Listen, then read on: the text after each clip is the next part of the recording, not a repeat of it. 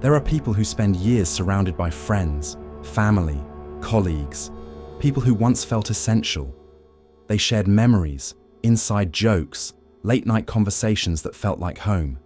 But somewhere along the way, something shifted, not loudly, not dramatically, just quietly, like a door closing in a room no one was watching. They started to notice the weight, the exhaustion that came after every gathering, the performance required just to feel normal, the way conversations that once felt deep now felt shallow, repetitive, like reading the same page of a book over and over. To others, they might look distant, cold, like they're pulling away for no reason, but they're not running from connection. They're protecting something precious. They are not abandoning the people they once loved. They are outgrowing the version of themselves that needed to stay small to belong, to fit in. There's a psychology behind this that most people never understand. What if the loneliness you feel isn't because you're broken? What if it's because you've evolved beyond the people who once kept you comfortable, but also kept you small? Growth doesn't just create distance. It reveals who was walking beside you and who was holding you back. And once you see it, you can't unsee it. There's a quiet heartbreak in that, but also the beginning of something truer. And there's a name for what you're experiencing. Let me explain what's actually happening here. When you grow, not just in age, but in awareness, in depth, in the way you see the world, you don't just change your opinions, you change your frequency. The things that once felt comfortable start to feel constricting. The people who once felt like home start to feel like strangers, not because they did anything wrong, but because you're no longer the person who needed what they offered. This isn't about becoming arrogant or thinking you're better than anyone. It's about recognizing that the version of you that laughed at those jokes, that nodded along to those conversations, that showed up to those gatherings, that person was playing a role. And after years, maybe decades, of playing that role, you got exhausted. You stopped pretending. And the moment you stopped pretending, the distance became undeniable. There's a term for this in psychology: emotional recalibration. It's what happens when your internal world becomes so rich, so complex, that the external world starts to feel too simple, too loud, too shallow. You're not rejecting people. You're protecting the clarity you fought so hard to find. And that clarity doesn't come cheap. It costs friendships. It costs invitations.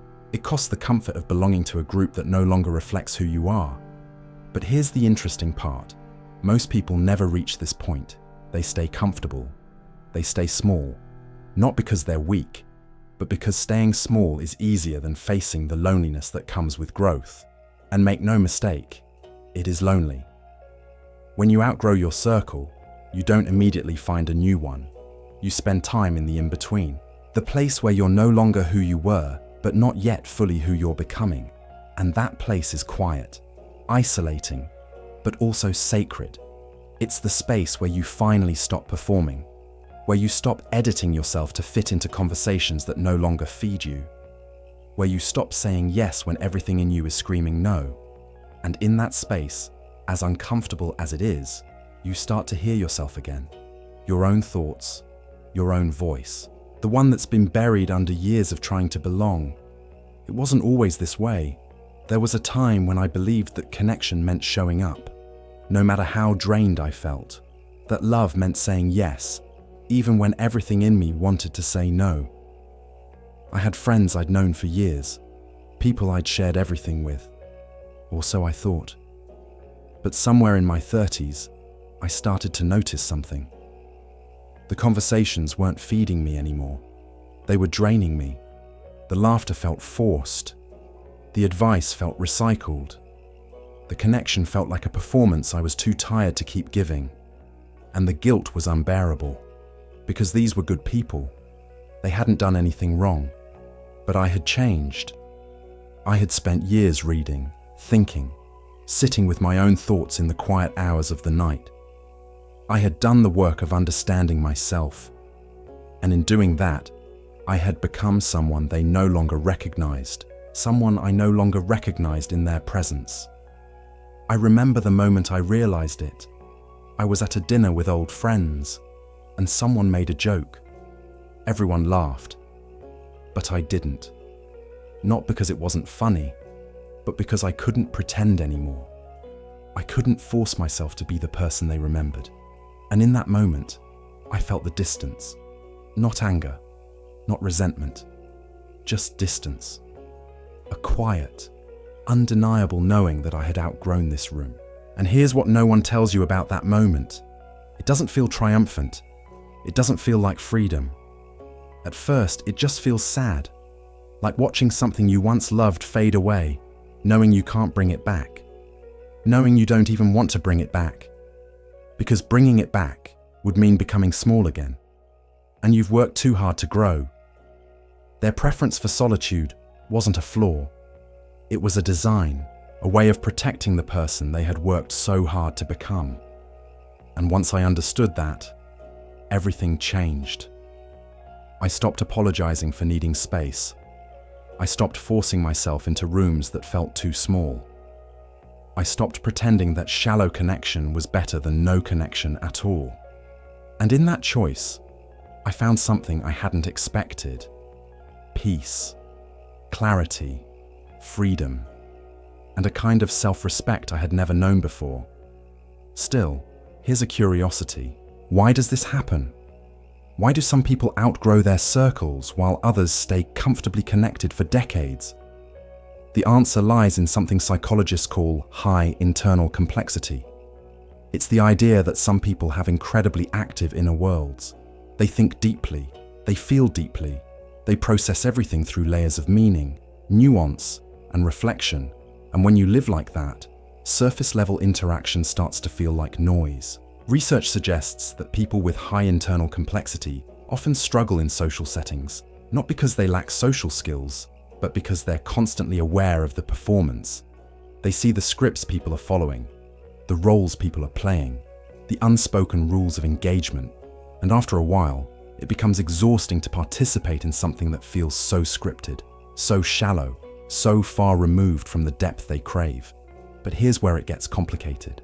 Society tells us that connection is everything, that if you're not surrounded by people, you're missing out, you're lonely, you're broken, you should try harder, be more outgoing, make more friends.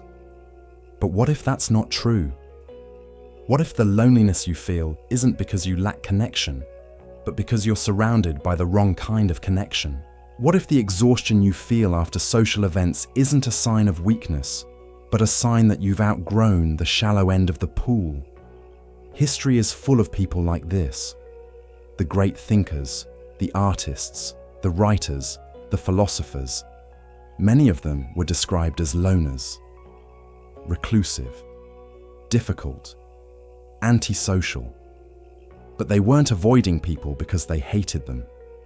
They were protecting their inner world, the place where their best work, their clearest thoughts, their truest selves lived. And they understood something that most people never do. That solitude isn't the absence of connection. It's the presence of something deeper. If you are someone who feels this way, if you've spent years wondering why you can't just be like everyone else, why you can't just enjoy the party, why you can't just stop overthinking and relax, let me ask you this. What are you protecting yourself from? The answer is simple.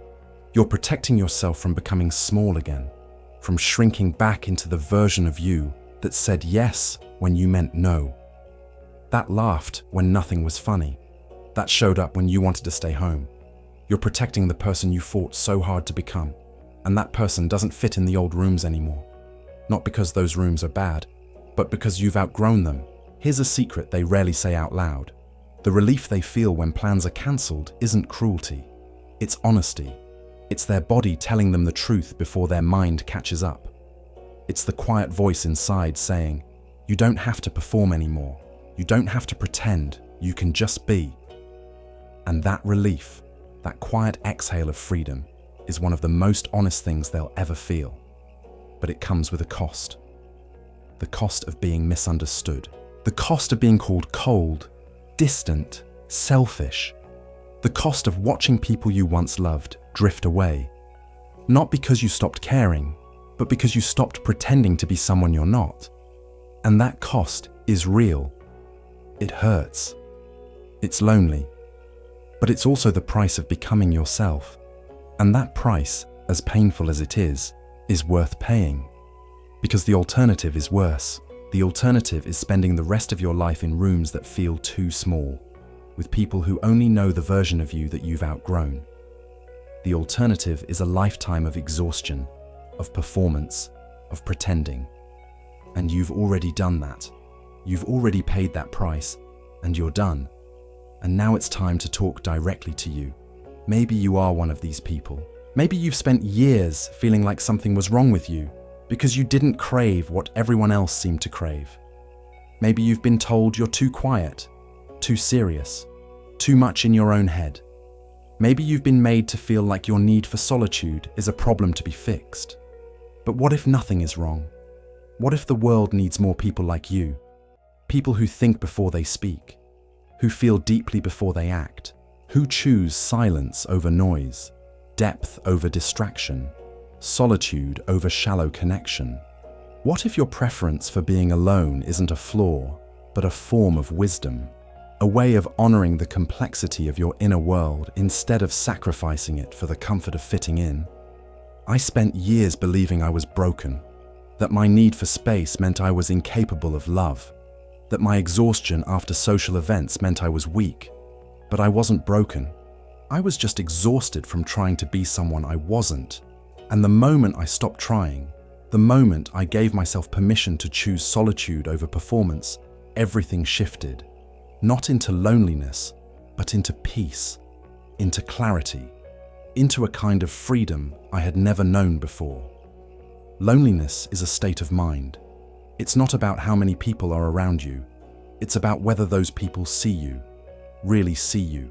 And if they don't, if they only see the version of you that fits their expectations, then being surrounded by them is lonelier than being alone.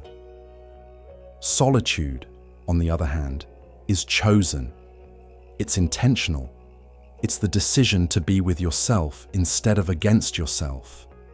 And that decision, that quiet act of self-respect, is one of the bravest things you can do. There is something important still waiting to be said. And it's this: the people you outgrew weren't bad people. They weren't wrong. They just weren't growing in the same direction. And that's okay. You don't have to hate them to leave them behind. You don't have to burn bridges to walk across new ones. You can love them from a distance. You can honor what they once meant to you while also honoring the person you've become. Growth doesn't require cruelty. It just requires honesty. Let's go deeper into the psychology. There are 4 core reasons why people outgrow their social circles, and understanding them can help you stop feeling guilty for something that's completely natural. First, there's energy management. Some people are energized by social interaction. Others are drained by it. And if you're someone who's drained, every gathering, every conversation, every text message is a withdrawal from your energy bank. After years of overdrawing that account, you start to protect it. You start saying no, not because you don't care, but because you can't afford to keep spending energy you don't have. And here's what most people don't understand. That energy isn't infinite. It's not something you can just push through or ignore. It's real. It's physical. And when it's gone, it's gone. You can't fake it. You can't perform your way through it. You can only rest. You can only retreat. You can only protect what little you have left. And that's not weakness. That's survival. Second, there's trust and vulnerability. Growth often comes from pain, from betrayal, disappointment, loss. And when you've been hurt, you become more selective about who you let in. You stop giving your trust away freely. You stop performing vulnerability for people who haven't earned it. And that selectivity, that carefulness, can look like distance. But it's not distance, it's discernment. Third, there's the complexity of your inner life. The more you read, think, reflect, and grow, the more complex your inner world becomes. And the more complex it becomes, the harder it is to find people who can meet you there. Not because they're not smart or kind, but because they're not interested in going that deep. They're content with the surface, and you're not. And that difference, over time, creates a gap that no amount of effort can bridge. Fourth, there's control over your environment. When you're young, you don't have much control. You go where you're told, you socialize with who's available, you adapt to survive. But as you get older, you gain control. And with that control comes choice. The choice to say no, the choice to stay home, the choice to build a life that doesn't exhaust you. And once you taste that freedom, it's almost impossible to go back. Here's the paradox. Sometimes the reason they love being alone is because the world once disappointed them, because people once let them down, because connection once felt like a trap instead of a gift. And so they retreated, not out of fear, but out of self-preservation. They learned that protecting their peace wasn't selfish. It was survival. And in that protection, they found something most people never find. A life that doesn't require them to be anyone other than who they are. Let me shift for a moment into something more visual, more contemplative. Picture this. You're standing at a window in your home, looking out at the street below. People are walking, talking, laughing, living their lives, and you're watching from behind the glass. Not with envy, not with longing, just with a quiet sense of distance. You could go out there, you could join them, but you don't want to. Not because you hate them, but because you found something in here that you can't find out there. Silence, stillness, clarity, a kind of peace that doesn't require you to perform, to explain, to justify. Society glorifies busyness as if rest is laziness. It glorifies extroversion as if introversion is a flaw. It glorifies constant connection as if solitude is loneliness. But rest is part of growth. Stillness is part of clarity. And solitude, chosen solitude, is one of the most powerful forms of self-companionship you can cultivate. It's not about being alone because no one wants you. It's about being alone because you've finally learned to want yourself. You are not strange for preferring your own company. You are not broken for feeling exhausted after social events. You are not cold for needing space. You are not missing out on life by choosing peace over chaos. You are not failing at connection by refusing to settle for shallow interaction. You are not selfish for protecting your energy. You are not wrong for outgrowing people who kept you small. You are building a life that doesn't exhaust you. A life that honors your need for depth, for silence, for space. A life that doesn't require you to shrink, to perform, to pretend. And that life, that quiet, intentional, deeply personal life, is not a consolation prize. It's not what you settle for when you can't have what everyone else has. It's what you choose when you finally understand that what everyone else has isn't what you need. One day, maybe years from now, you'll look back on this season of your life, the season where you let people go, where you chose solitude over shallow connection, where you stopped apologizing for needing space, and you won't feel regret. You'll feel relief. You'll feel gratitude, because you'll realize that in choosing yourself, you didn't lose anything. You gained everything. You gained peace. You gained clarity. You gained the freedom to be exactly who you are, without apology, without performance, without exhaustion. And maybe, just maybe, you'll meet someone who doesn't drain you, someone who sees you, really sees you, and doesn't ask you to be smaller. Someone who understands that your need for solitude isn't rejection, but self-respect. And when you meet that person, you won't have to explain yourself. You won't have to perform. You'll just be, and they'll be, and that will be enough. If this resonates with you, if you want to go even deeper into understanding the psychology of people who choose solitude over shallow connection, there's more waiting for you here. Another conversation, another layer, just for you. This is Alone Together, A quiet corner of the internet for people who choose solitude over half-hearted connections. If you're here, you're not broken, you're just built differently, and you're not alone in being alone.